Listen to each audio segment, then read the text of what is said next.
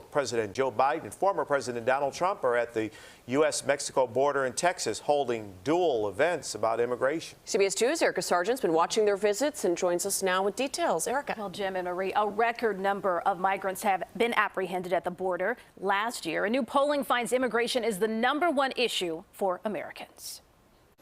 Former President Trump arrived in Eagle Pass, Texas, where state agents have turned a city park into a militarized zone to stop migrants from crossing the border. Texas has also banned federal border agents from the area. A very dangerous border. We're going to take care of it. Thank you. President Biden is also on the border in Brownsville, about 325 miles away on the Rio Grande. For nearly a decade, it was the busiest corridor for illegal crossings. Both President Biden and the man who wants his job have different visions of America's immigration system, and the issue is expected to be a central theme in the 2024 campaign. A record 2.4 million migrants were apprehended at the border in the 2023 fiscal year.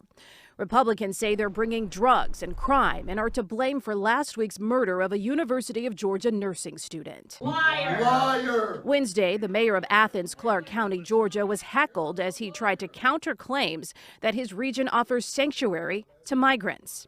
In New York, Mayor Eric Adams wants to modify laws that make New York a sanctuary city, following a series of crimes allegedly committed by migrants. Let me tell you what's really inhumane is what's happening on the federal level. New York City didn't create this crisis. Not only is it a financial burden, but it is also a burden to the quality of life. President Biden blames Republicans for holding up funding designed to stem illegal border crossings. Recent attempts to pass a bipartisan deal were blocked by Republicans under pressure from Trump. Earlier today, a federal judge in Austin blocked Texas state officials from implementing a sweeping immigration law that would have allowed them to arrest, jail, and prosecute migrants crossing into the U.S. illegally. The Justice Department and the ACLU challenged the law, which was set to take effect next week. Thanks, Erica. We'll see you at 5.